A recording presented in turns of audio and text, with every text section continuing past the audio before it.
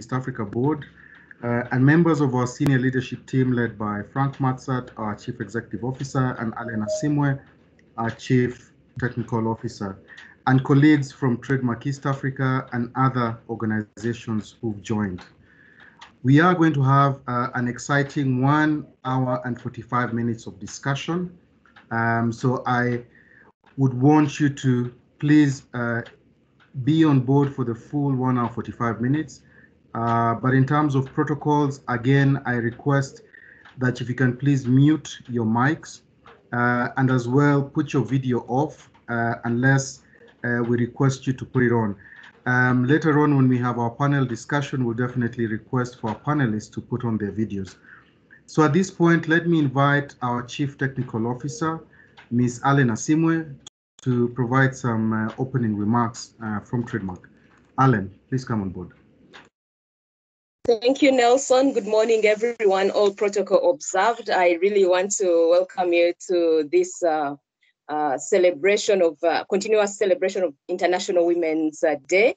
Choose to challenge, that's the theme for this year. We choose to challenge bias, we choose to challenge patriarchy, we choose to challenge root causes of violence, domestic violence, harassment, and all. We choose to challenge. And TradeMark, which has gender at its heart, has put a series of activities in place. And this is just one of them. Last week, we were celebrating with women in the logistics sector. We had a good session with Mask to look at the key challenges and opportunities for women in these predominantly male-dominated fields. So I'm really excited about today, and I welcome you all. I really want to thank our CEO, Frank Matsat, and all our partners who have really placed gender at the heart of the work we do. At the independent evaluation we had last year, it was a DFID-funded evaluation. One of the key things that was analyzed was the impact our work has on men and women. Who are the losers, who are the winners? And of course, the work we have done with the women cross-border traders, supported by our key partner, Canada, has really had an impact on border communities, especially the women traders. But of course, we have also seen some people losing out. If you remember, if those who have passed through the borders, if you remember, for instance, the money changers or the agents have really been displaced by the improved systems and efficiencies at the borders. So our work is really aimed to ensure that any displacements, any losses are mitigated, either by us or by our partners.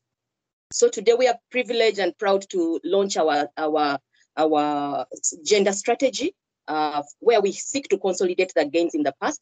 And we have undertaken a number of interventions in the since the year began, since June last year began when it was launched.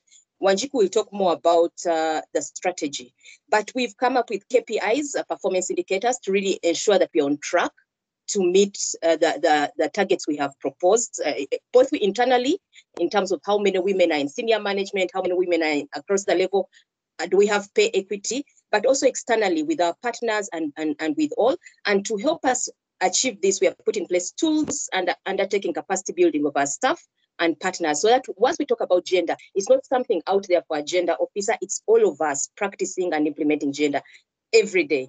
We are also implementing a Women's Economic Empowerment Index that is about to be launched, where we are looking at the impact of our work on women's economic empowerment, and very interesting findings there.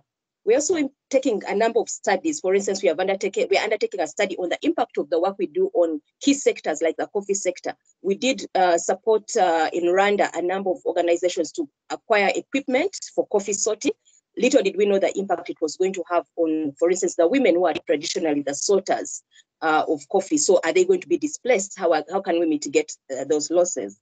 We are also looking at ICT for trade. A number of our interventions have been an ICT for trade. So we are trying to look at the impact of ICT for trade. For instance, recently we launched a regional electronic cargo tracking and drivers app, tracking the truck drivers across the region. Now we know it's a predominantly male-dominated field, but we're also looking at the impact of such innovations and reforms on women within this chain, the logistics value chain and all, so that we are better able to mitigate any losses, but also to amplify any wins. We've also been doing a lot of sharing and studies, and this work that we are doing now on that is being led by our director for women, Gloria, on the survey of impact of COVID.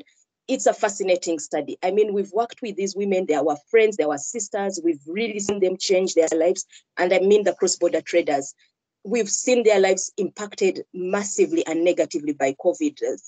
Savings crashed out, jobs lost, livelihoods impacted. And so this survey is going to provide us with what's on the ground, but also hopefully ways in which we can support this category of traders who actually underpin our entire economy in this region.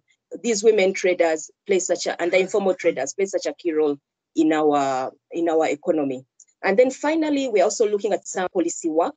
We'll soon be undertaking work on the simplified trade regime because this was a good innovation for women traders to actually move across borders using simplified regime, especially if they're trading below $2,000.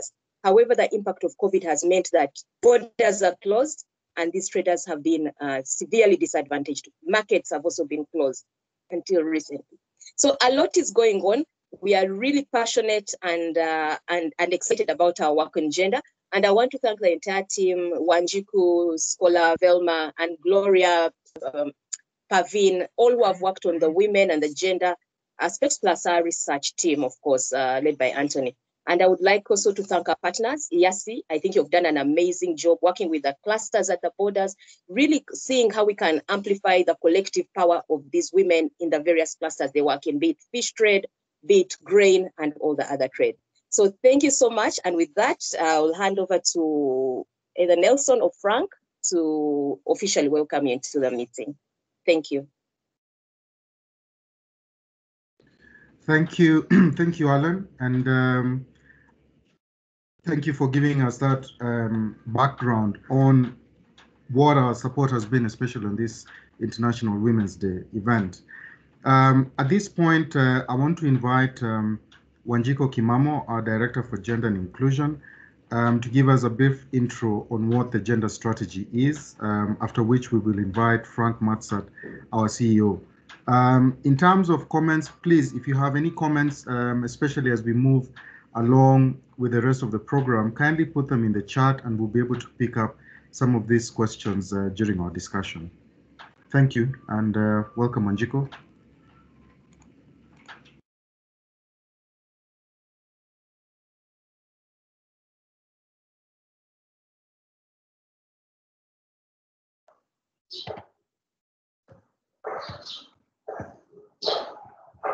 Good morning, all. Can you hear me?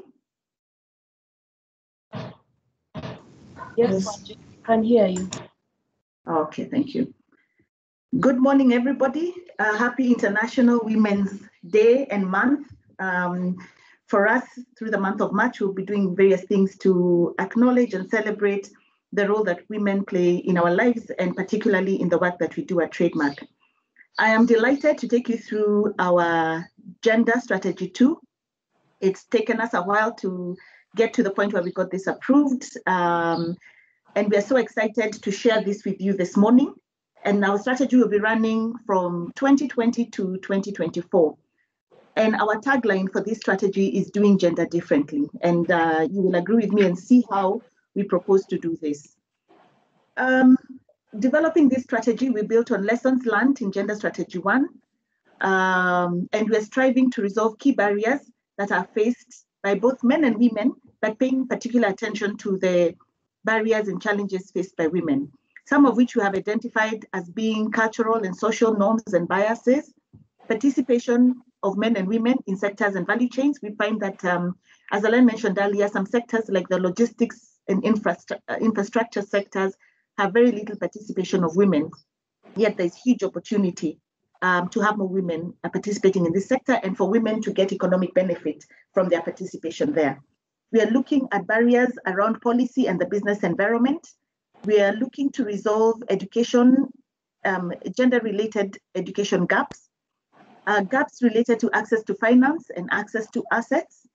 The big issue we found as we're developing this strategy is the limited data and credible information to inform decision-making related to gender. And so we have committed to collect as much information and data as we can to support our work in gender.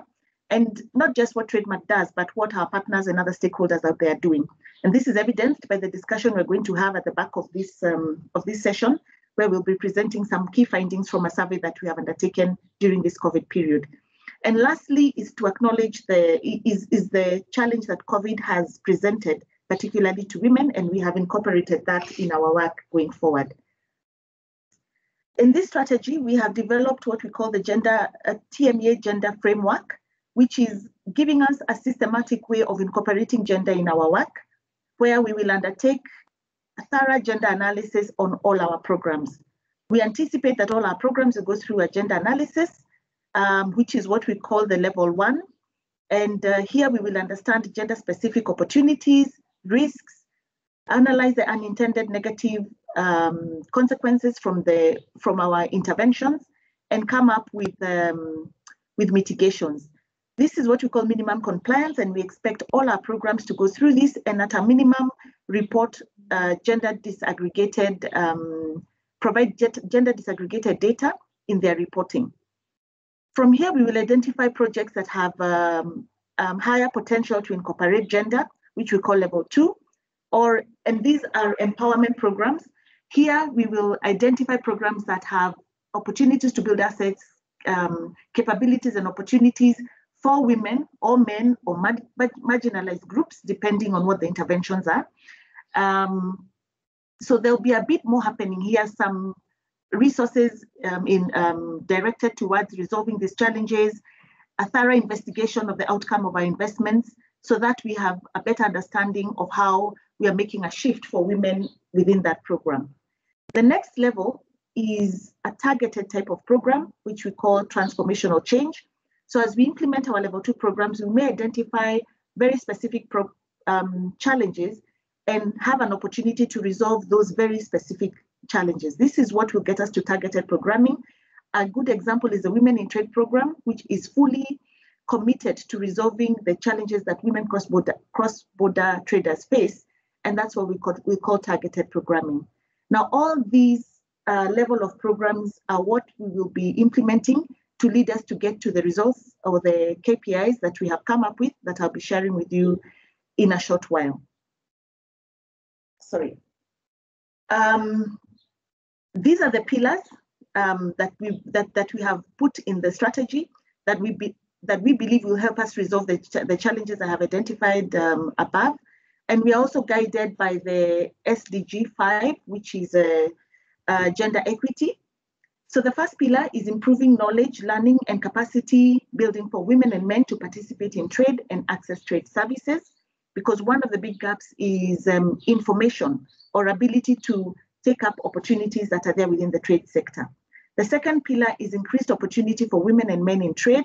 And here we'll be looking to work with entrepreneurs and increase their opportunities to participate in trade, paying particular attention to export trade and sectors that are predominantly male-dominated, such as infrastructure and logistics, and supporting trade-related services and how they respond to the specific needs of women.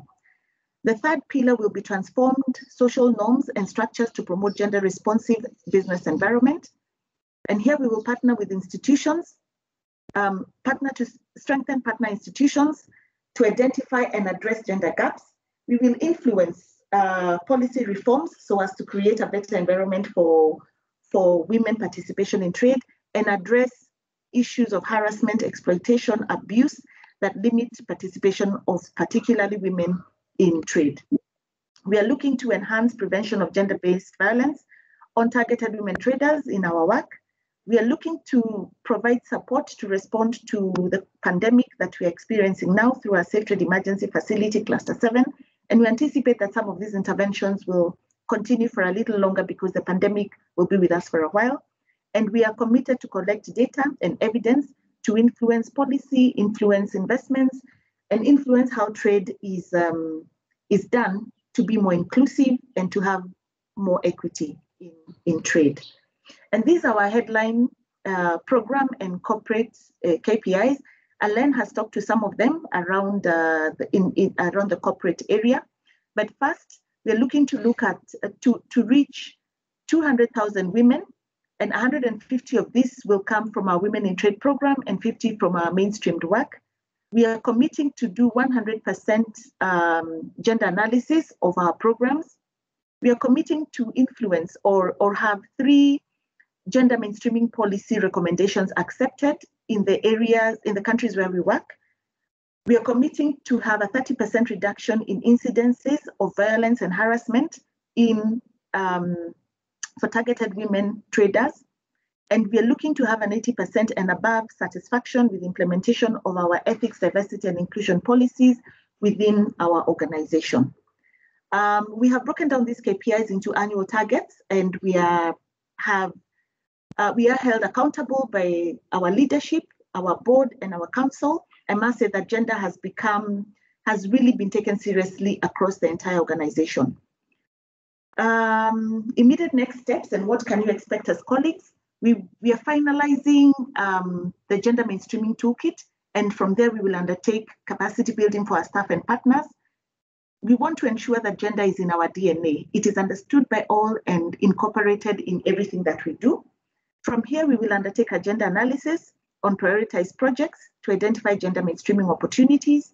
We will then roll out the gender mainstreaming interventions that we will have identified, carry on with our Safe Trade Emergency Facility work, and ongoing data collection, and include gender in all the reporting that we do. We currently have a biannual report that's presented to our board, and we did our first one in January. With that, I invite you, I will end with this quote from Wangari Maathai, who is a Kenyan Nobel Peace Prize winner. She said she will be a hummingbird, and will do the best she can. With our gender strategy, a lot of us feel that we don't have we are not gender experts, we don't understand it, but we have really simplified it. What can you do? Read the strategy, understand what we are committing to do, because we all have a part to play. If you don't have time, read the executive summary. All that you need to know is included there, but read the strategy. Commit to attending the trainings when they're happening so that you have the capability to incorporate gender in your work.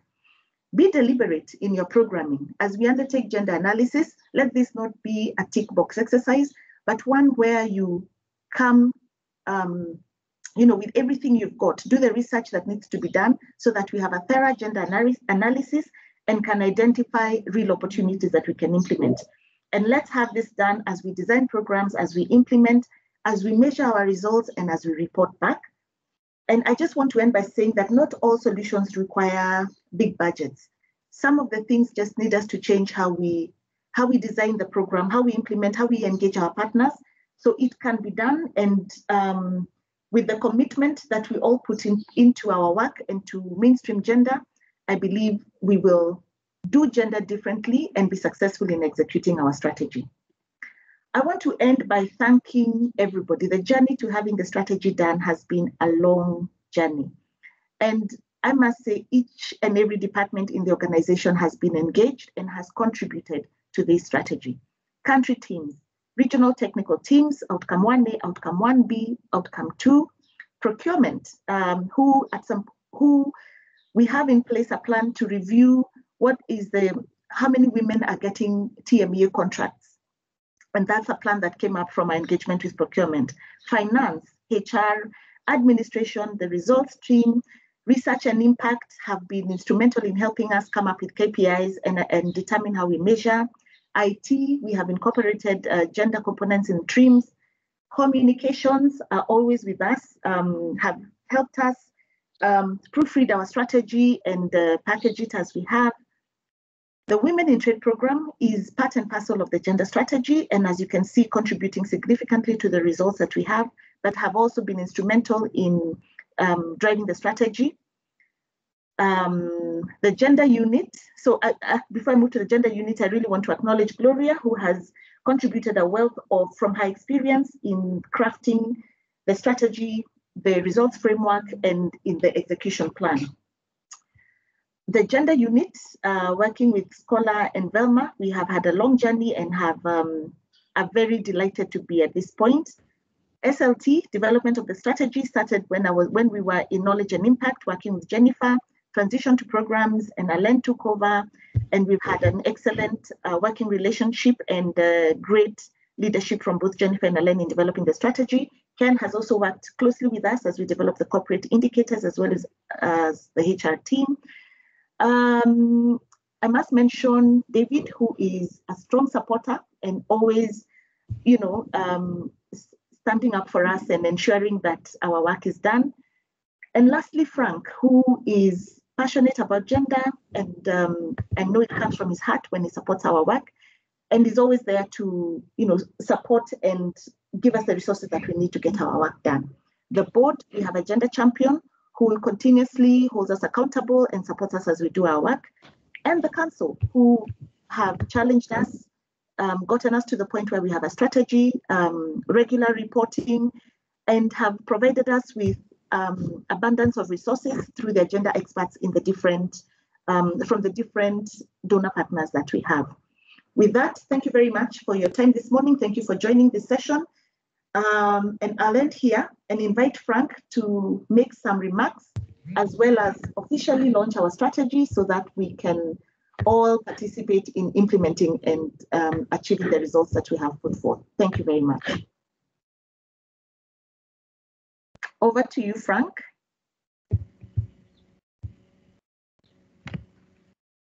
Okay, thanks so much, Wanjiku, and good morning, everyone, and welcome. It's great to see so many partners and also present today. So welcome, everybody, and I think it's a good event we've got planned for you today. So Wanjiku, thanks for the great press. I think it's worth saying that here in TradeMark we take gender seriously, and I think particularly the theme of the International Women's Day month is really choose the challenge. And I think what we've tried to do since we created TradeMark is to take an approach to trying to develop it differently, trying to make it much more demand-based, trying to make it more iterative, and trying to think much more about how the work we do actually ends up in real change for real people. So, we are very committed to that. And, TradeMark only exists as a means to an end, and the end is the impact.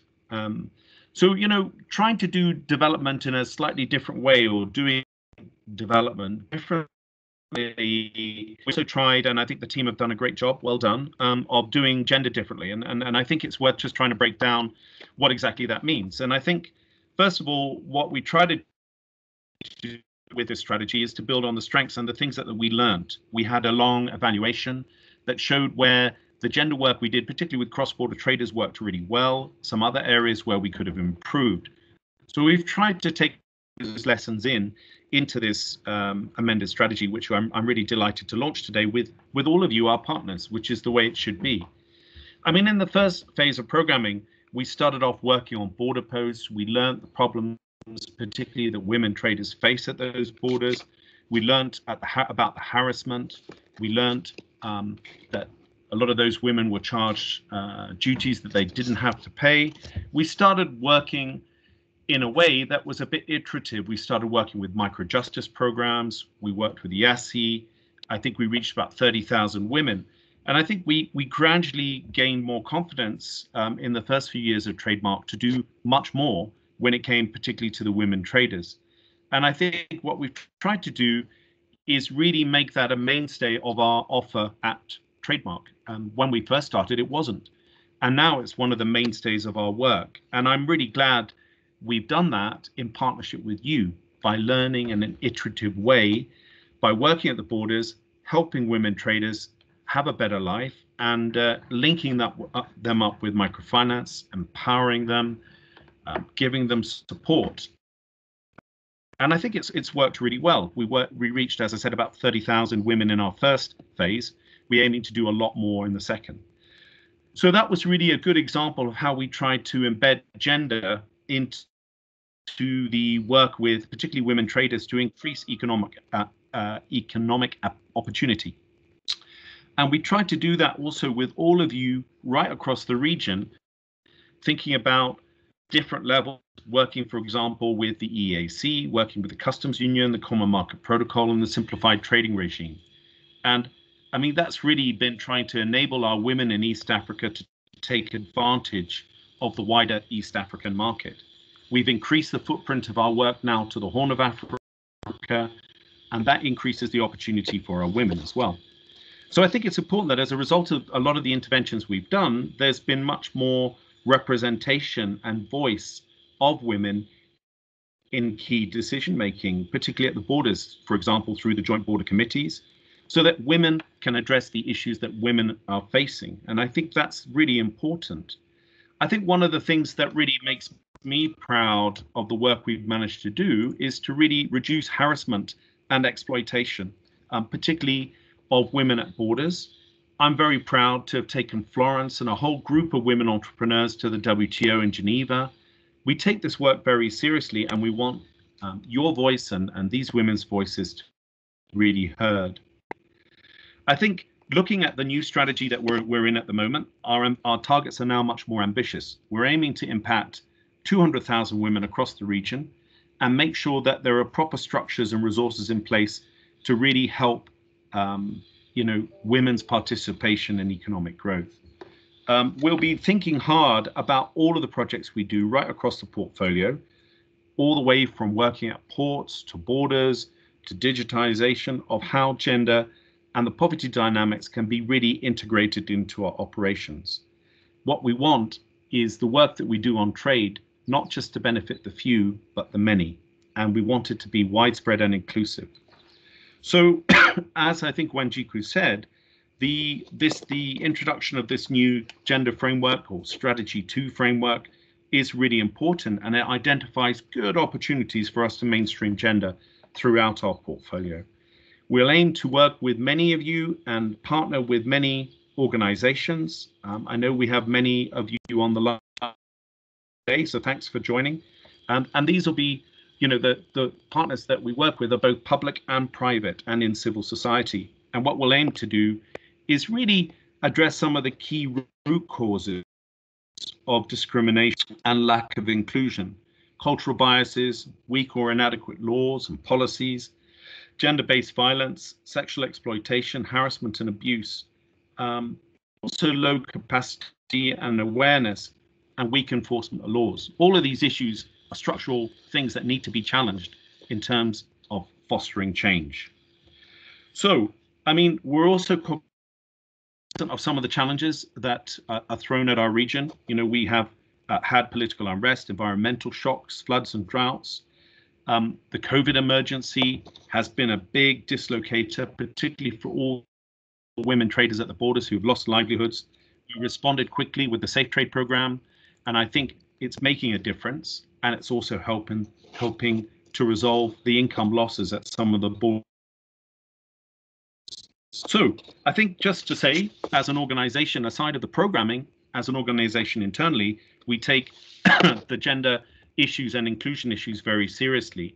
And I just really want to say that this is something as a CEO, I'm really prioritizing in the way that our organization functions.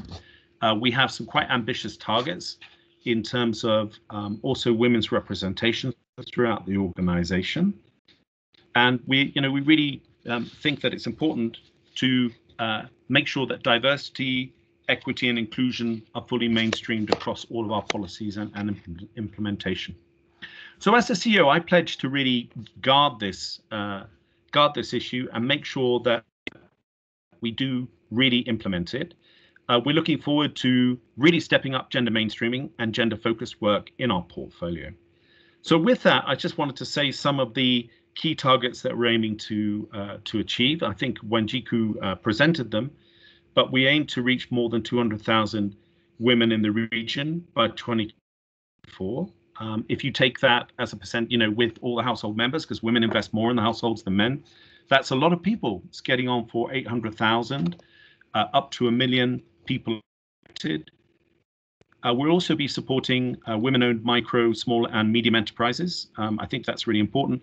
Mainstreaming gender policies. And obviously, one of the things I think we really learned through the evaluation, also the importance of data and the importance of making good data-informed decisions. And we'll be looking to do more of that. So, I'm really delighted to launch this gender strategy.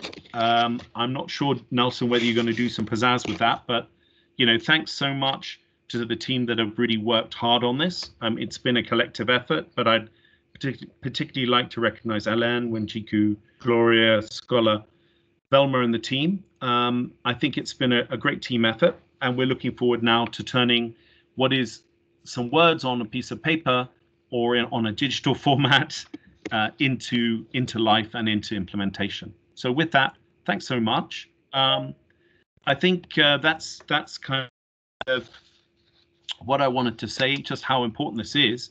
And I think we at TradeMark choose to challenge. We really do. We choose to challenge, and we choose to try to get to solving some of the root causes that really are bias and lack of inclusion that affect our region. And as you can see with all of you, we can make a difference. So let's do it. So with that, I think maybe Nelson, let me just introduce the panel. I'm going to hand over to Monica Hangi now, who's going to be the moderator for the next part of the program. We're going to have a presentation and then a panel discussion.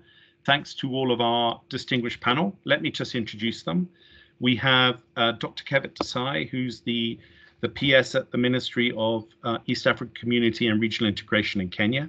Welcome, Dr. Kevit. Really great to have you here.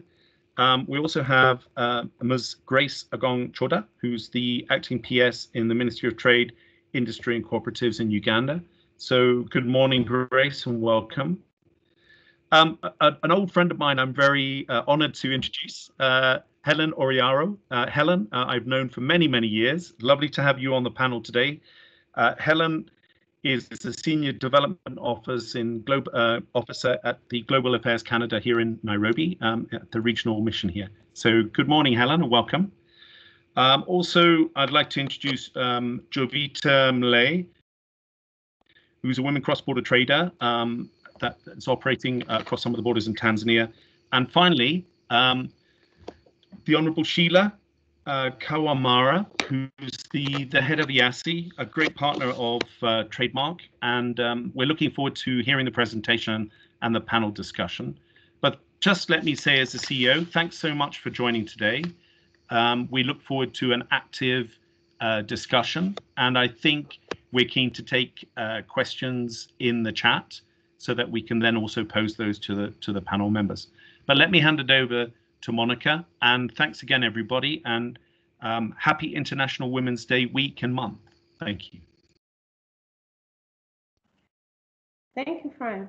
Good morning, everyone, and again, warm welcome to everyone to this session today. I echo the welcoming remarks as well from Alain and Wanjiku, as well as Frank.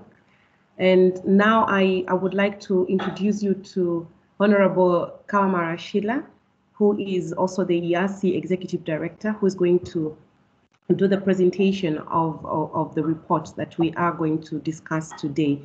But before that, let me just say this, because I guess it's not going to be breaking news if I tell you that with COVID, we have seen deepening of pre-existing gender inequalities, as well as the vulnerabilities have been exposed in the social, political, as well as economic systems in the region, as well as in the world. So TradeMark actually took this opportunity to partner up with IASI to produce this report so that we could further dwell and understand the dynamics behind how the women cross-border traders have been affected as a result of COVID, as this is very key, as Frank has explained in his remarks. So I will go further to introduce the panelists, the panel members, after Honorable Sheila has made her presentation. But for now, let me just hand it over to Honorable Sheila for the presentation. And we have a maximum of 12 minutes, Sheila, if we can keep to that. And then the chat room is open. If you have any questions, in the meantime, please post them in the chat as Sheila is also making her presentation. Karibu sana. Thank you very much, Monica, and good morning to you all. Happy Women's Day, happy Women's Month and week. and I congratulate TMEA for organizing this event to recognize the achievements made by women across the region.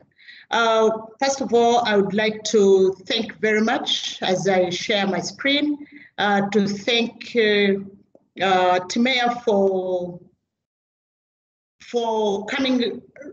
standing up with AEC to come out with this study. This study was conducted at the height of the lockdown. That was around April, May last year, and a lot was dependent on the women cross-border traders being able to answer the questionnaire and send in the comments on their phones or digitally. So we were looking at the effects of COVID-19 on women cross-border traders, recognizing that a lot was going on in their lives.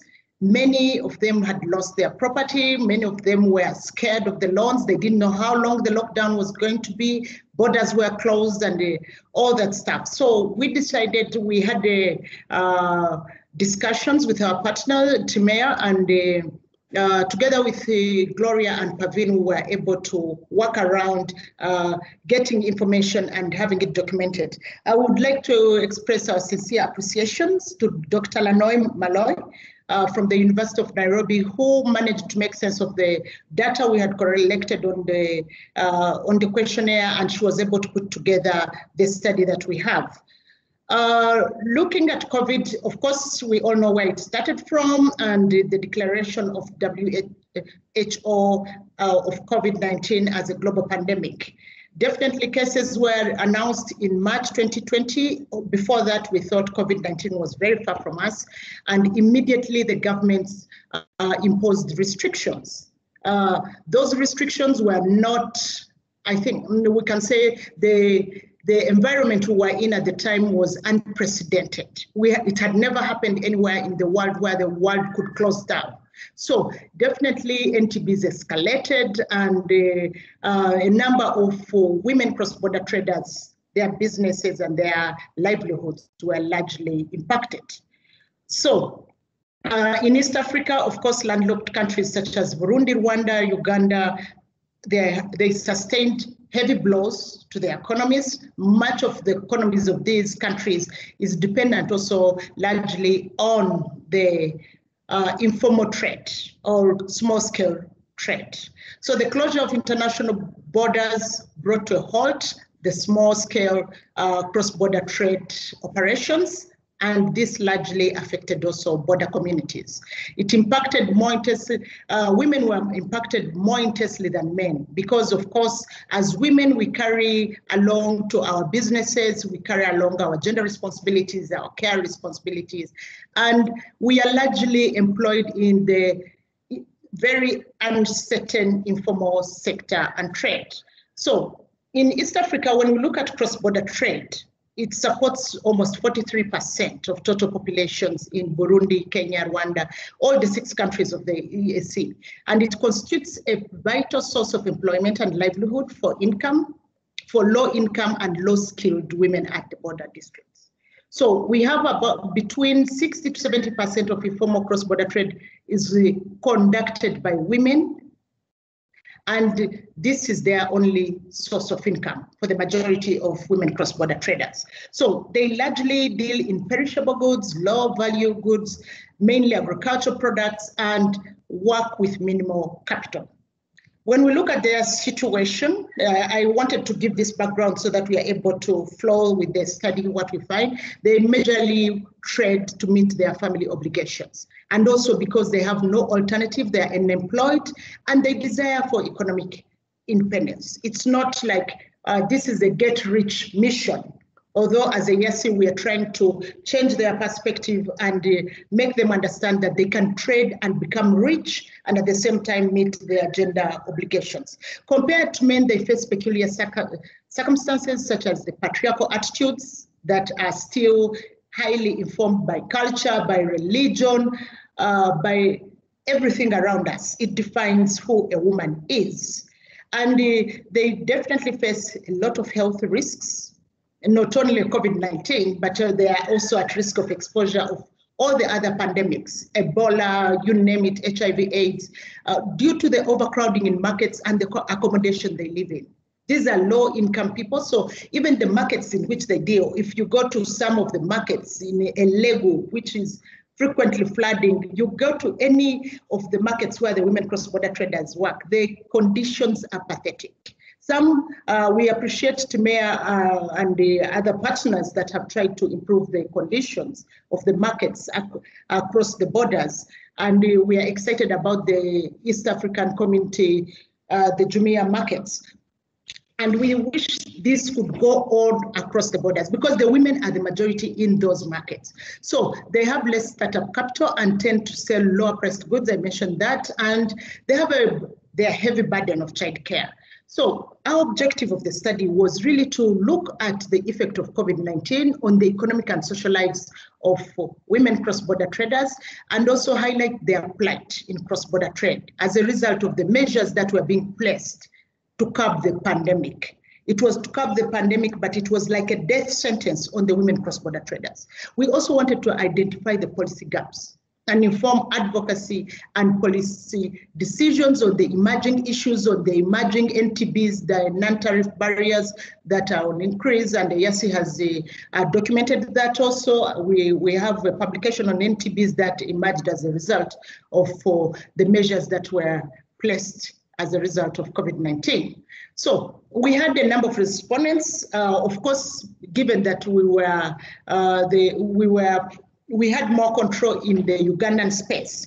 We had more respondents in Uganda, but we reached out. We had respondents from Uganda, Kenya, Tanzania, Burundi, DRC, and South Sudan. And those are the areas we, as a YASI, works through. The sample size was not that big, but it gave us what we wanted. So we look at the measures that were put to curb the spread of COVID-19. All these measures were as if they were targeting women, given that we are the majority in the cross-border traders. Of course, they locked down businesses not dealing in foods and essential items. Most of the commodities we deal in, of course, they are food products, but if we are at the borders, we are exporting those food products. So the lockdown, closing the border, women had already their commodities at the border, and most of them went to West. The ban on public gatherings and social distances, it meant some markets couldn't operate, especially those located at the borders. Closure of international borders meant, with the exception of cargo trucks, the women traders could not move. Then with the prohibition of both private and public transport, it restricted the movement of persons, literally. And of course, at the borders, we are still negotiating the crossing of the carts, which women mainly transport their goods on. If the carts are prohibited, then it means they have to carry the goods on their heads. The dusk to dawn curfews were really a disadvantage again to the women. Many women, the hours of working were largely limited. And of course, curfews also came with their problems where women were largely harassed. So the impact of COVID-19 measures, those I have mentioned, it led to disruption of businesses, leading to near closure, and in some cases, total closure of women-owned enterprises. There was, of course, scarcity of products. They couldn't reach their suppliers. There was loss of employees because if your business is not operating, people have to go. There was diminished number of customers, inability to pay loans, and many of the women were actually in total distress. There were, of course, they feared their assets to be auctioned. Some of them have lost their assets as a result because they can't pay back the loans. There was increased transportation and transaction costs and massive losses of income for the women cross-border traders, with weekly profits, according to our study, reducing on average to 97%. So those are the effects as we see. Death by COVID was not the biggest thing for the women traders. The biggest was their restricted movement, their loss of customers, business closure, failure to pay bank loans, the border closure, lack of products. That was the biggest. Actually, death was another as far as COVID. So for them, it was their businesses that were largely affected. So specifically for women cross-border traders, many went back to the use of illegal routes. We are now struggling to resensitize them. They're commonly known as panya routes. Many women went back. So we are having discussions to get back to the official routes, the legal routes. COVID-19 also exacerbated the occurrence of gender-based violence among families and increased the rate of teenage pregnancies, transactional sex between among the teenage girls that are forced to be home and not in school, and the women traders also. And due to the closure of schools, women's workload increased a lot, with added responsibility of taking care of children and of course the elderly, persons with disabilities, etc. Inability of the women traders to provide adequate meals to their families. Many were not working, and it was a struggle to put food on the table. The impact before COVID and after, we see that their profits largely decreased. When we look at their sources of funding, majority of the women traders had secured loans. That was about, from the study, 54.2%, 38.5% where it was from their savings, but 5% funded by family sources. So the burden of debt was seated on the women cross-border traders as they closed the borders. So we found that almost 70.8% of the women said they had bank loans. So before COVID, they were servicing their loans. Women, I think, are the most diligent people in terms of servicing loans. But during that time, everything there was a lot, totally on panic. And even right now, many of them are not sure about how the loans will be paid back. Their loans are minimal because their capital is small. But when you accumulate all of them, how much loan they have, because on average it is about Uganda, it was about 1.965 Kenya to, these are dollars. But you see that they still have a huge debt on them as a result of COVID-19. So we are trying to also talk to the women in the project Making Trade Work for East Africa, which thanks to TradeMark East Africa is supporting it with the back donor Global Affairs Canada. And as a YESI, we are at 20 borders. So we are trying to urge the women to trade in collectively as opposed to being individuals. So we are registering trading cooperatives based on clusters, whereby if you're trading in common goods, you are able to trade together. And this, to us, is the new wave, because majority cannot go towards e-commerce. We know that would be, in future, it could come up, but at least they could collectively bring together their products and do bulk purchasing and bulk saving. We think it is going to be the savior, because right now majority of women have been managing individually owned trade or individually owned businesses. So we are shifting that to ensure that at least in the long run, they are able to have sustainable businesses. And if there are any economic shocks like the COVID-19, they are able to sustain it as a group rather than it landing on you as an individual. So policy implications. We would wish to revisit the simplified trading regime as a response measure to the effects of the pandemic.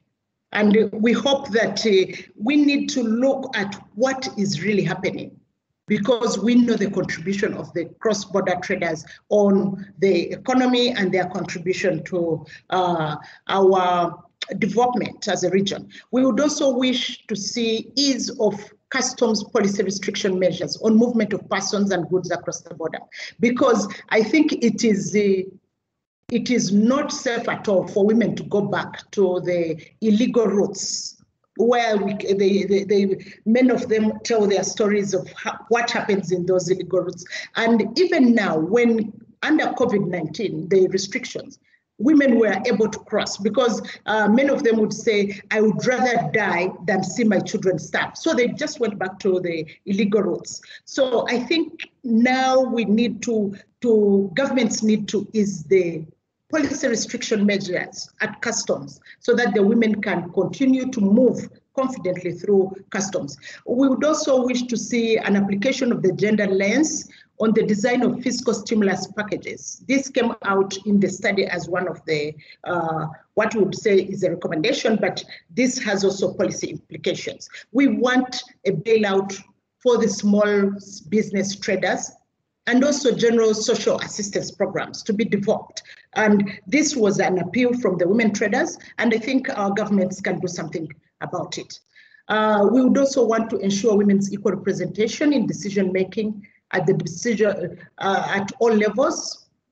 We want to see more women in the COVID-19 task forces because COVID-19 is here to stay. And I think as mothers and as people who work within communities, women are better placed to ensure that we come out with measures to control the spread of the pandemic. We want also to see more women on the cross-border market management committees and other organs that are set up to facilitate trade across the borders. We would wish to see the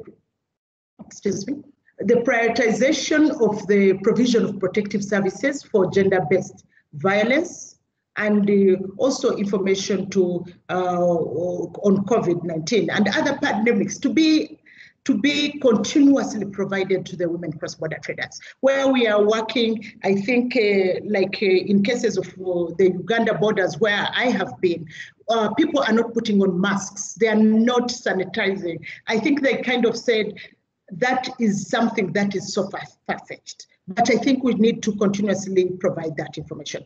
We need also would wish to have cold storage facilities at the borders for proper handling of perishable goods, because much as we have in Busia where we have the warehouse where women can store their goods, but I think we need to provide for cold storage facilities. Finally, we want to appeal for the strengthening of cooperative trading model for the small-scale business traders, cross-border business traders, and also to facilitate the uptake of e-commerce. So those are our findings from the study, and I thank you very much for your attention and opportunity for EAC and TMEA to share these findings. Asante sana. Thank you so very much for that very good presentation that I think everyone, it has brought the reality of the lives of these women traders post-COVID, which is very critical. You know, at times we need to see or hear the figures to understand the impact that COVID has had in our economies and even in our social systems as well. So just to bring out the key messages before I introduce my panel, I would like to bring out the very key messages that even Honorable Sheila kept underlining in her presentation, which is the first is the trading environment for cross-border women traders is still challenging. And we saw from the report that there's a decline of up to 97% in weekly profit, which has led to total closure of businesses. At least 64% of businesses have been closed in the region as a result of COVID. That is alarming. And what is also interesting is the 77% as well decline of clients, which has resulted also in reduction of business operations and hence cause affecting the traders' ability to pay their loans, of which at least 58% of the interviewed women traders have reported this fact. Then the other key message that also was a bit alarming is on the increase in the rates of teenage pregnancies and the commercial sex among adolescents, girls and women. This has also, as Honorable Sheila was explaining, has increased the gender-based violence situation and the revival of the risky and illegal pioneer routes. I agree with you, Honorable Sheila, that this is something that we might all wish to address, so that we bring back the formal channels into implementation. Some of the key recommendations that were brought out, which I also personally agree with, is the establishment of the COVID-19 cushioning measures, and this should actually target the women traders. the soft loans and the grants and things like that, which is very important. But the other recommendation that stands out is the provision of the cold storage facilities and proper handling of perishable goods, because we all know most of the women traders in the region are actually dealing with the perishable merchandises. And the last but not least, on the policy angle, and I'm glad that we have PS Desai with us in the panel, is on the need for governments to ease customs policy restriction measures. So these are just the key highlights from the presentation made by Honorable Sheila. And allow me now to introduce my panel. I've got a panel of 4 brilliant people who are going to discuss some of these aspects and the findings that have just been presented. And as I'm going to be introducing the panelists, I request that each panelist that I introduce switches on their video. Please don't ask me why my video is not switched on. I've struggled with it. It has failed me. But I would like for everyone else to relate to the panel members who are going to be speaking to us today. So the first panelist I would like to introduce is Dr. Kevin Desai, who is the Principal Secretary for the Ministry of EAC in Kenya. And Dr. Desai is also a champion for regional integration, private sector development, and the transformation of Kenya's technical and vocational education system. Karibu sana, PS Desai. The second panelist is Ms. Grace Adong Choda, who is the Undersecretary and Acting Permanent Secretary of Ministry of Trade, Industry and Cooperatives in Uganda. She is a career civil servant for 28 years with 28 years of experience. And as Acting Permanent Secretary, she has immense experience in governance, especially in gendering trade development and improving quality of life of communities, especially border communities, and through targeted trade programs. Karibu sana, Ms. Choda. The third panelist that I would like to introduce is our very own council member, Helen Oriaro. She's also a Senior Development for Global Affairs, Canada's Pan-African Regional Development Program. Helen is also an economist with expertise in international trade, project management, regional integration, and international development assistance. And as a Senior Development Officer, she manages development projects focused on sustainable economic growth, gender, and private sector development. Karibu sana, Helen. And my fourth panelist is Ms. Jovita Mlai, who is a Tanzanian entrepreneur, a cross-border trader, and a founder of SASA Foundation. And the SASA Foundation seeks to enhance productive capacity and inclusion of women, children, and other marginalized groups towards economic growth and poverty reduction in Tanzania. And the foundation started in 2010, and it has been growing. Over 5 districts now are covered, supporting over 10,000 women in cross-border trade. Jovita, karibu sana. Asante sana. So good to be seeing my panelists, and I'm sure everyone else can see them. So if we'll just, I will allow you half a minute each to just say hi to everyone before we start discussing the report. I'll be sharing some of the questions with each one of you, and I will invite you for a response. But for now, please say hi to everyone, and then we start.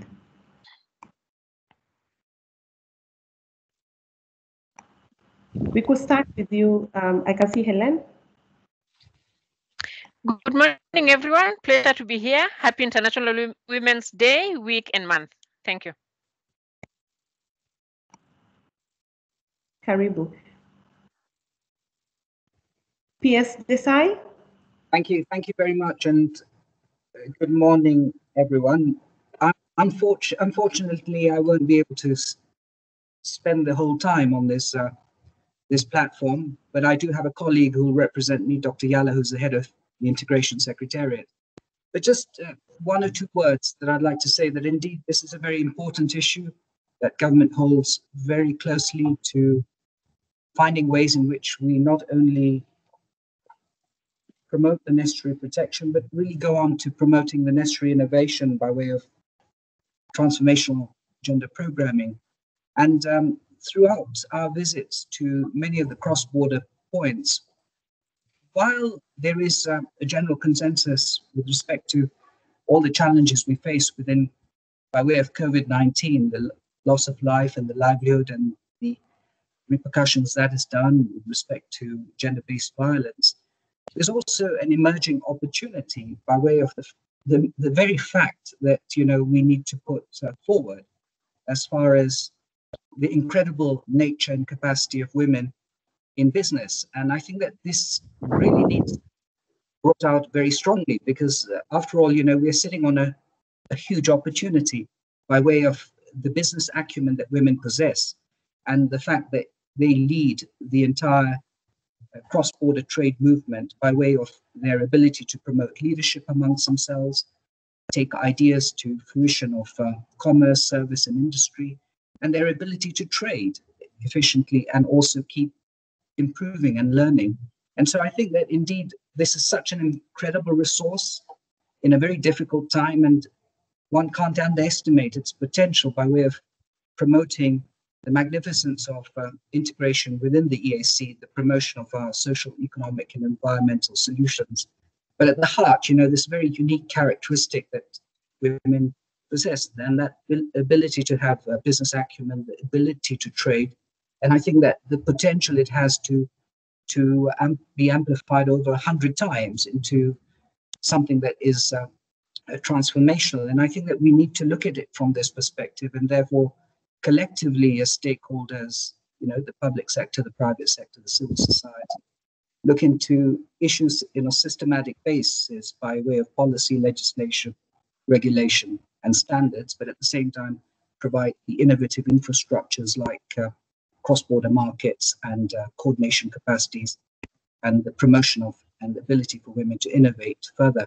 And so I think that while I'm very sorry not to be part of the larger discussion of this panel, I've really gained a lot of insight in the earlier discussions, and I commit and to be involved in this process and to promote the solidarity of our ministry and all that goes forward. Thank you very much. Thank you very much, PS Desai. And before I let you go, just a quick question, because what you've said is very important. And I just wanted to find out from you whether there's anything specific that you could say that the government of Kenya is doing currently to actually do or address what you've just mentioned, because it's very important to support the women in trade who are doing trade across borders. But what is it that is specifically being done by the government of Kenya? Just that briefly. Indeed, you know, we're passionately behind this cause, and all our efforts, whether it's promoting greater productivity, innovation, and efficiency at cross-border initiatives with respect to customs and trade opportunities, are meant, you know, to significantly promote equity and access to women, but also those that have been affected by gender-based violence. And towards that end, you know, the opening up of dedicated GBV centers to address the issue at the community level, all the way up to the, once again, the induction of people who've been victims of GBV into normal life is something that is being done. We are looking into ways in which we create a very innovative structure based on the TMEA markets, which is a dedicated trade hub facility, which will amplify trade across cross-border opportunities, but recognize, you know, the profound capacity that already exists by way of women in business to amplify this into value addition, into further trade opportunities within the African Free Trade Area, as well as the region. In addition to various other policies, which include, you know, access to simplified trade regimes on non-taxation goods worth less than $2,000, promoting greater equity and access. And it's this mindset that we have that this is an incredible resource we have, human resource. This talent of entrepreneurship is not something that comes naturally, but it's the recognition that indeed this could be a manifold increase. And, you know, we're sitting on a huge opportunity, and it's for that reason there's so much effort now to create these cross-border trade markets, hubs, trade hubs across each of the cross-border areas, whether it's Isebania, Hulili, Lunga,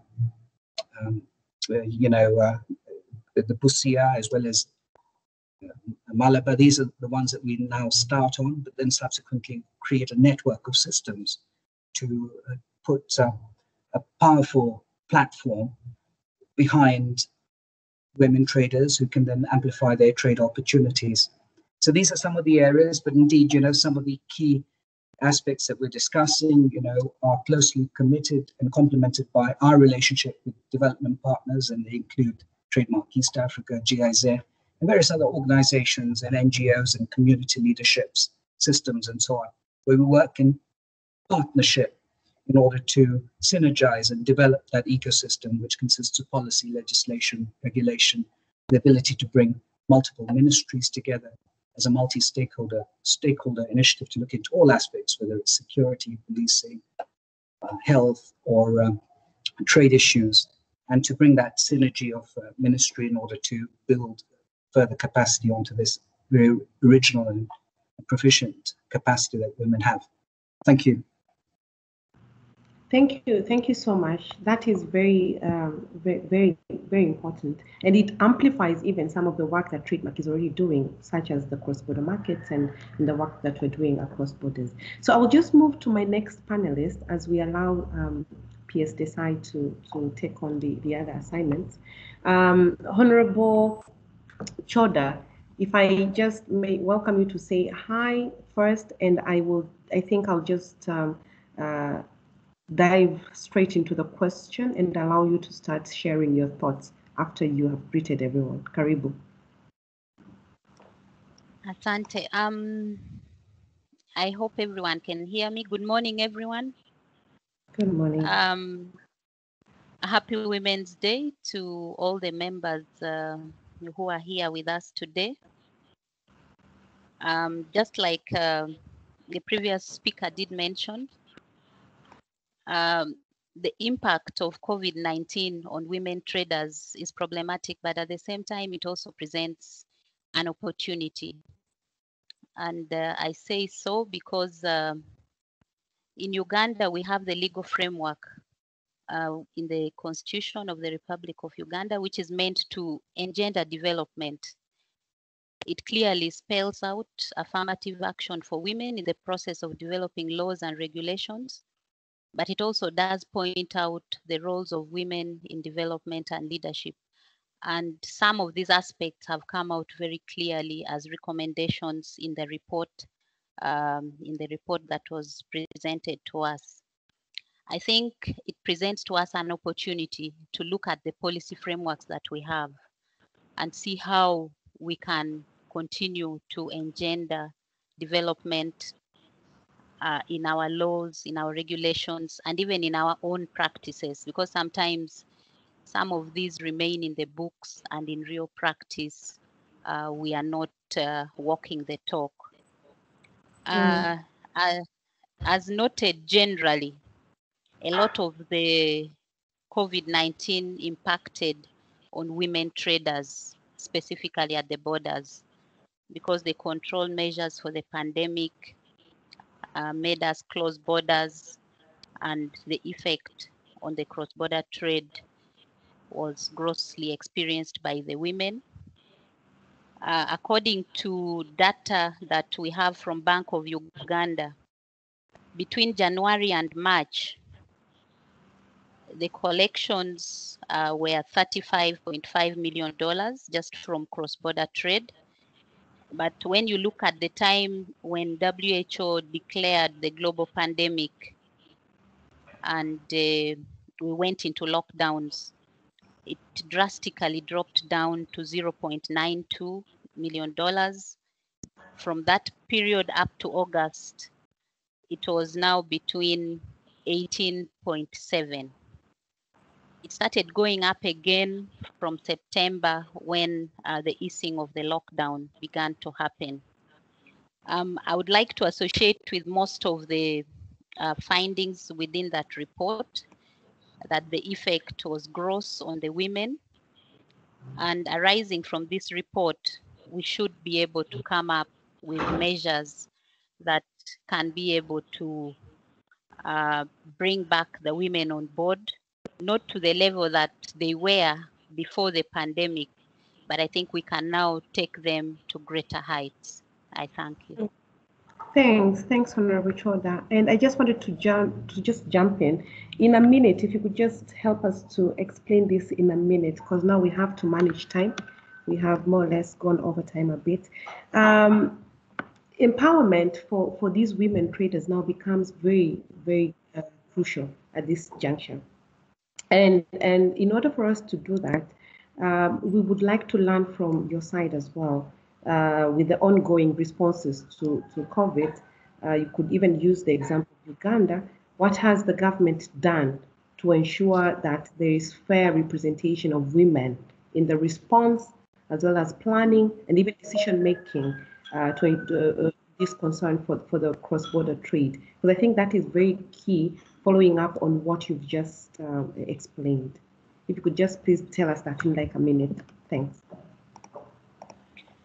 Okay, like I said before, we have the application of affirmative action, which is enshrined within the Constitution of the Republic of Uganda. And there was a national COVID-19 task force that was established by government.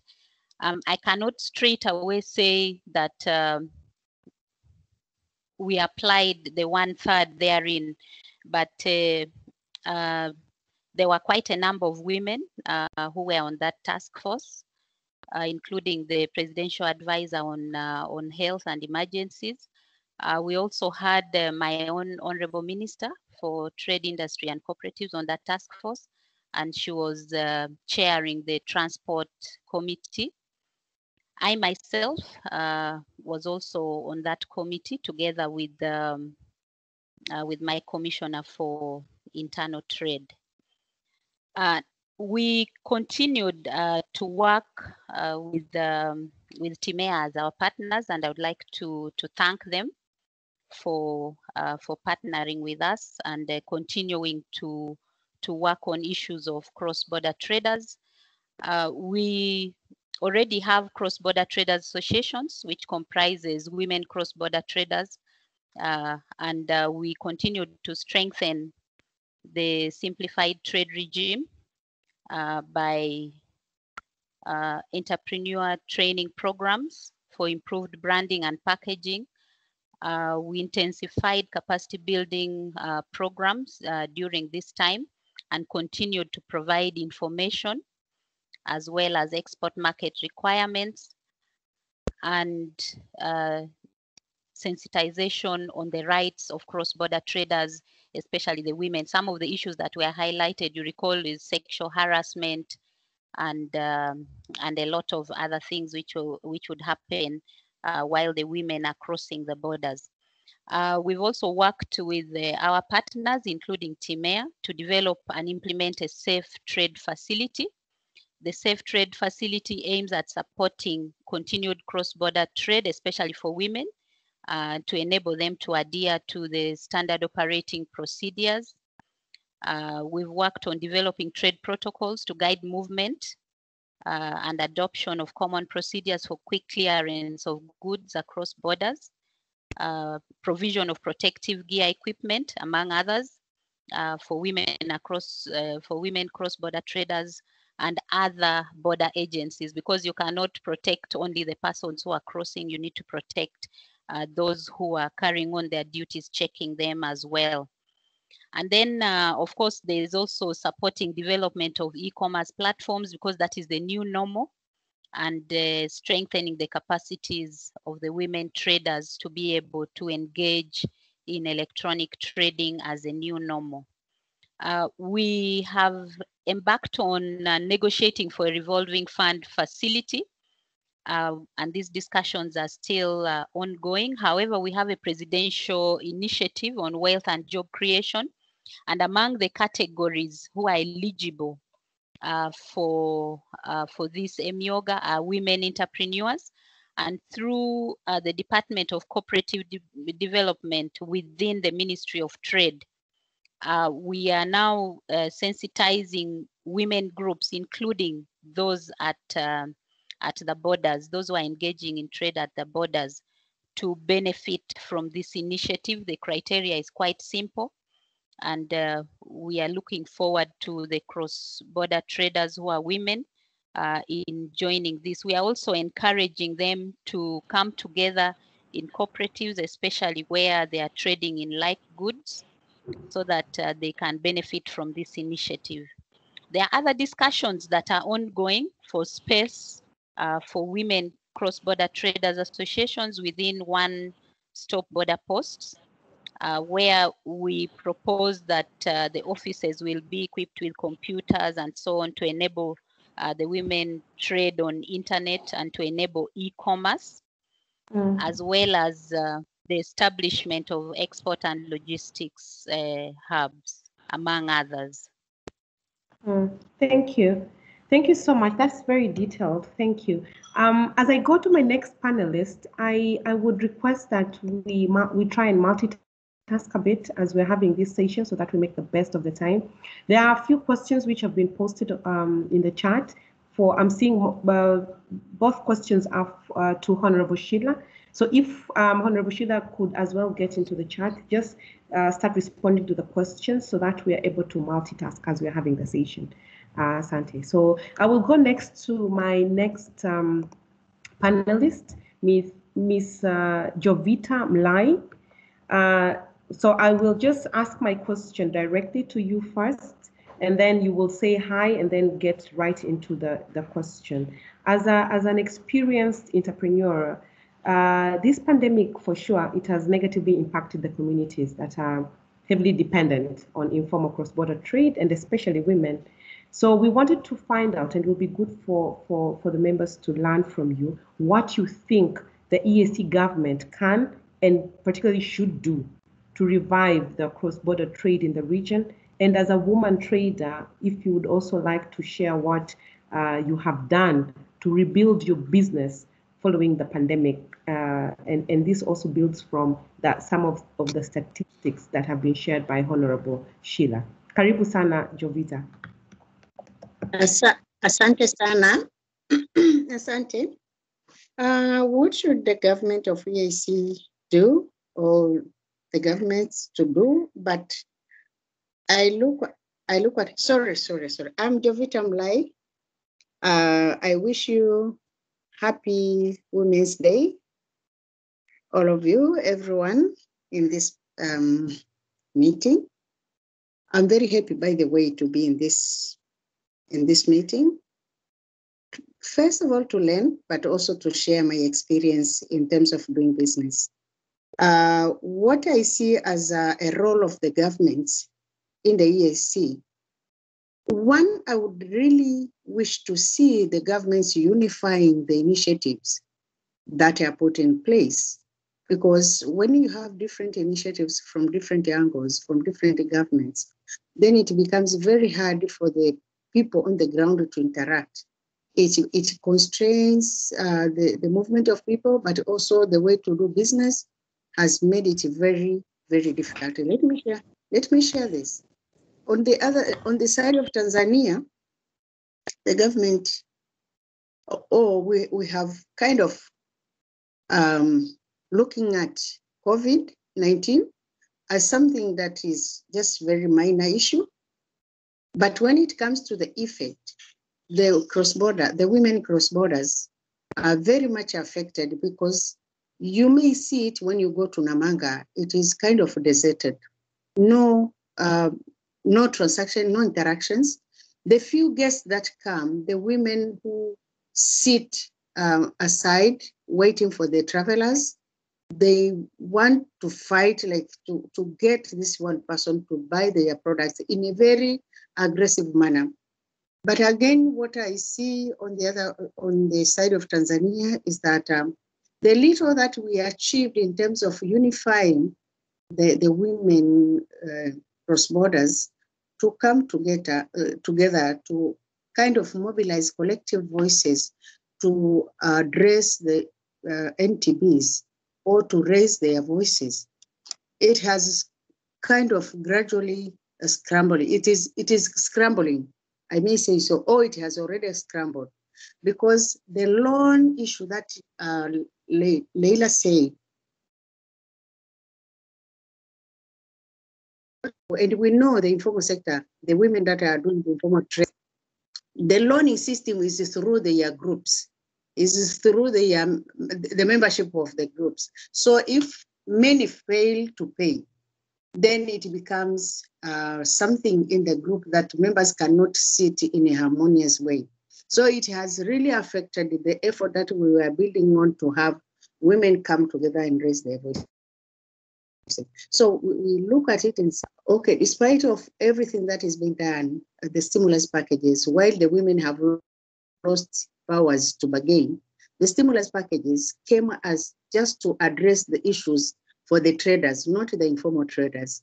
And if these women were now towards increasingly being able to raise their voices, they could have challenged. But now, because they are scrambled, they are struggling in terms of livelihood, they are nowhere to kind of even come forefront and say what they could want to see the government do. So we are wishing that the government should really see the problems, as Ayasi pointed out. These are the very critical issues, so that the government could use the structures that we have already in place with the assistance of EAC, not just the governments, because the government will continue with separate initiative. But if EAC could come together and facilitate dialogue, probably we might rescue the scramble, and we might rescue the livelihoods of many people. That is one thing. But what I would also like to say in terms of entrepreneurs, for me, I'm not really doing the very informal. I was doing the formal, but I interact a lot with the informal. Now, when I interact with the informal, they supply like maize. I do milling. They supply maize, but they fail to supply. And I created that value chain so that the women in groups could really capitalize on the opportunity. But now they failed to engage. They failed to move to buy, even to the small amount. So I have to depend on the larger suppliers of maize. But again, the larger suppliers are all men, majority of them, very few women. You would pinpoint the women, but still there are a lot of challenges in terms of transport because of the regulations and whatnot. But again, when it comes to selling the finished product, it has become very hard at the border to cross because of the COVID test regulations. I can't even go to see whether my flour is really being sold to Kenya. I just have to rely on the transporters to deliver it at Namanga. I don't know what happens. So I become very uncomfortable, and the income has continued going down. I'm thinking of closing it. I don't know whether I will be able to run it in the coming 3 months. So the number of issues, if we really want to address the effects of COVID to women, we have to use EAC. TradeMark, please, just make sure you facilitate dialogue. EAC to be able to bring on board the partner states so that they can discuss specifically on COVID. Let us put aside the other non-tariff barriers, because women cannot now raise their voices as they are completely down in terms of livelihood, in terms of social capital, in terms of even the capital, the financial capital to do the small businesses that they were supposed to do. Thank Could you. Yeah. Could you please remind me of the second question? You've more or less touched on it when you started addressing on what the government could do to support these small businesses. So it's partly addressed more or less. And I think what is important, and maybe I expected you to bring it out, but it's not a big problem, is the different dynamics that we have in the region when it comes to how governments have have chosen to deal with the pandemic and the impact of COVID-19 as well. So for the case of Tanzania, I think the entire world knows our position, and I think that the differences in dynamics is what also brings out some of the issues that you have explained in your presentation. So thank you so much, Miss Milai. And I will just take on my last panelist and just ask the last question. Helen had already said hi to everyone, but I just have a few questions to Helen. And Helen, sorry, coming last, you have to be rushed a bit. We have something like 2 minutes only left on the clock. So I'll just, as the report has recorded, the increased care burden and the vulnerability to gender-based violence by women, we wanted to just understand from your side, given that Global Affairs Canada is committed to gender equality and women and girls empowerment, how do you think the EAC government and even implementing agencies should respond to these issues? And will also be good for you to tell us how, whether the Global Affairs Canada has put in place a specific provision to support women to recover from the impact of the pandemic. Karibu sana, Helen. Thank you so much, Monica. You're actually right that coming last comes with many advantages of basically just repeating or reaffirming what everyone else has said. So as you rightly say, the increasing burden of care has become more and more important during the COVID period. We have seen existing inequalities deepen and the gender biases more entrenched during the COVID period. We have seen increased care, reducing women's earning potential. We have seen increased gender-based violence. We have seen limited women's and girls' agency during the COVID period.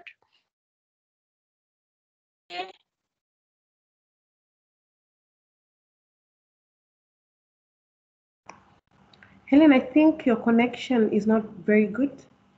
I am losing you. I don't know whether anyone else can hear you. Sorry, can you hear me now? Yes, I can. Just sorry, let me just connect on another gadget, if you don't mind, in just a second. Okay.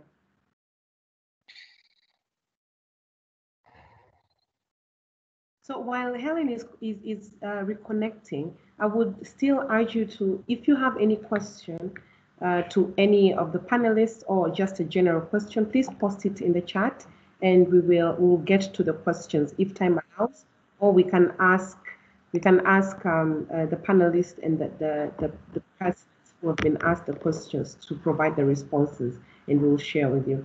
So please use the chat room and let's have the questions posted. Helen, are you back?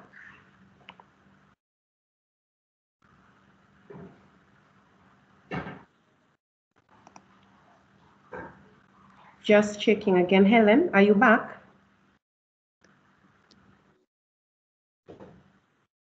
Yeah, so you can hear me better? Oh, yeah. Now I can hear you, Helen. Please go ahead. 1 minute. Now we're only left with 1 minute, Helen. Sorry. Yeah, thank you very much. So I will actually just highlight two things that need to be done. One is to strengthen the evidence base for policy making. And the other thing is really to pay close attention to the barriers that limit women's ability to participate fully in the economy, while also taking advantage of the positive things that exist for us to actually take full advantage of women's participation. So just to emphasize on the increased burden of care, like I was saying, there's increased care responsibilities, increased GBV, reduced women's earning potential, as well as reduced agency. So in terms of how to tackle this specific issue, I want to put across just the 5 R's of 1, recognizing the value of unpaid care. The second R is reducing the hours that women spend on unpaid care. The third is redistributing responsibility within the family and community level. The fourth R is actually increasing representation of women in decision-making bodies. And the fifth R is really responding to the issues that come up, like what Sheila presented in her report. And just finally on what Canada is doing, we have, as everyone knows, the Feminist International Assistance Policy, which puts women and girls at the center of all our international development efforts. So when COVID came, it was very easy for us to just realign our programming and reallocate some funds within and between budget lines, and we were able to quickly respond. And Canada is one of the donors that is actually supporting the safe trade spaces that are being built across the region, starting with Busia. Thank you. Thank you. Thank you very much, Helen. So let me try and put my video back on. Yes, right now. So thank you so very much, my panelists, all of you. This has been very, very interesting. And thanks also to especially Honorable Sheila for a very good presentation and very valuable comments that are coming through in the chat box. So it's one key message that we have gotten from this meeting today is the importance to understand the problems facing the women trade and having platforms facilitated to discuss, to have these issues discussed and coming up with solutions on how we can address some of these problems. So I think that has been said by each and every panelist who has spoken today, and it has been taken on board. And as we have Gloria here and Ranjit as well, and the entire technical team, we expect such to be prioritized.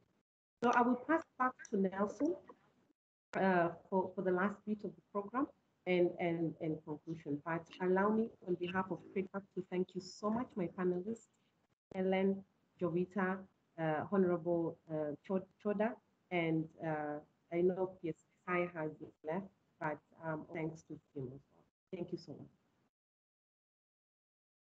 Many thanks, Monica, and thanks to our panelists. I think we can give the panelists a virtual round of applause for the very interesting discussion that we've had. I think some key issues have come out with regards to some of the challenges that these women have faced during this COVID period and some of the solutions that we aim to see. The previous presentation, which was made by Honorable Sheila Kawamara, I think it's bringing out quite a number of issues, and we will be sharing this study on our platforms. I have shared a link to the gender microsite where both the report as well as our gender strategy can be accessed. So please do visit our website to be able to download this information. At this juncture, I'd like to invite our Director for Women and Trade Program, Ms. Gloria Atuheire, to give us a vote of thanks as we wind down on this session. Thank you for all those who have provided some comments. We will try and address them as much as we can. But again, just to say thank you to everyone who has participated in this session, and particularly to our panelists who've been able to participate throughout the session. Thank you very much, and I invite Gloria. Thank you, Nelson, and thank you, Monica. Again, happy Women's Day to everybody on the call today, and happy Women's Month. I just want to start by thanking our distinguished panel, PS Desai, PS Choda, Helen and Jovita. Thank you so much for your great insights into this conversation this morning. I'm particularly excited, of course, by the response from Global Affairs Canada and the commitment of the governments of Kenya and Uganda to respond to some of the issues that have been raised here today. I'd also want to acknowledge and appreciate the government of Canada through Global Affairs Canada that are really supporting the cause of gender inequality, addressing gender equality and the issues of women in the region, and particularly for supporting the Women in Trade program at TradeMark East Africa. I would also like to thank our TradeMark, our council, the board, our senior leadership and senior management for their continuous support, for being gender champions, for steering us along as we try to address the gender inequalities in trade in the region. To IASI, IASI has been a long-term partner of TradeMark, a very valued partner. We thank you very much for your support over the years, and even for all our other partners in Women and Trade, ProFarm, Search for Common Ground, Partner Up, the National Women's Chambers across the region, the East Africa Women in Business Platform. We appreciate all our partners across the region. To the members of our national oversight committees, again, thank you for being champions in country, in the different country programs across the region. I would also want to appreciate Dr. Lanoy, who did the analysis and preparation of this report together with our research team. We appreciate your input, Dr. Lanoy. We know we had challenges with the data and all that, but you're able to do a good job with the report. I would like to thank our colleagues at TradeMark East Africa, everyone on the call today, everyone who worked on the report, the research team, the communications team, the gender and results team, and those who supported the event today. Thank you all very much.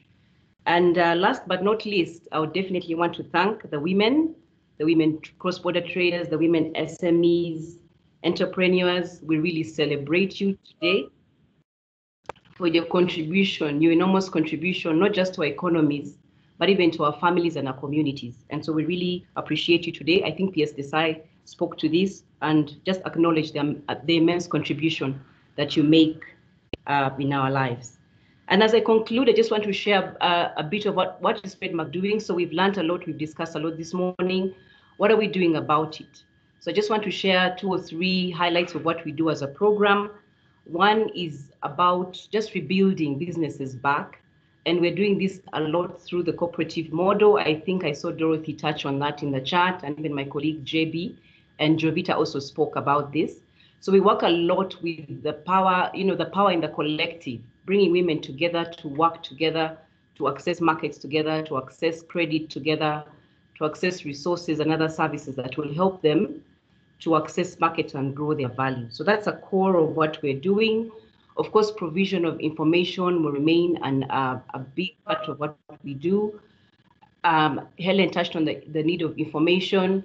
So we provide information in various forums. We have physical resource centers at about 8 different borders in the region, but we're also embracing technology and providing information through digital interfaces that can be accessed either on the web or through SMS.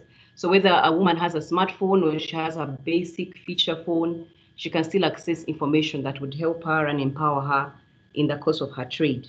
Of course, we continue to do a lot of capacity building and training on and sharing information. A lot has been said about the simplified trading regime today, but how many of the women out there know about the regime? So we continue to provide sensitization, training, and building awareness around the simplified trade regime. And even now, as we move into the African Free Trade area, we also have to share more about that opportunity and what lies in there for the women in trade across the region. And lastly, the issue of GBV has been shared quite a bit, and we thank Canada for their commitment to this. Helen mentioned the 5 R's around the care burden. We are also working to empower women in communities. We're using a lot of community response to provide solutions to the care burden. How do women support each other in the care centers that could be provided at the borders? How do they support each other to mitigate against violence? So we're using a lot of community response, but I'm also excited to hear what the government of Kenya has done about providing centers across the country that support women who have been victims of violence. And then lastly, the issue of dialogue. Of course, we continue to engage. The platform today is one of the things that we're doing to support dialogue, keep the conversation going, and we learn as we learn and we share, and we're able to address the issues, whether at policy or program level, that provide an environment for women to be able to gain and optimize from trade. So thank you all very much for your time this morning. As the theme of this year's Women's Day says, choose to challenge. Let's go out there, let's challenge, as my colleague Alan said, let's challenge the mindsets, the beliefs, the attitudes, the policies, and let's make a difference for the women in East Africa. Thank you all very much, and have a great afternoon. Over to you, Nelson. Thank you, Gloria, and nothing more to add, but just to wish you all a happy afternoon and thank you for participating in this session today. Happy Women's Month ahead, and let's continue to choose to challenge. Thank you. Thanks, everyone.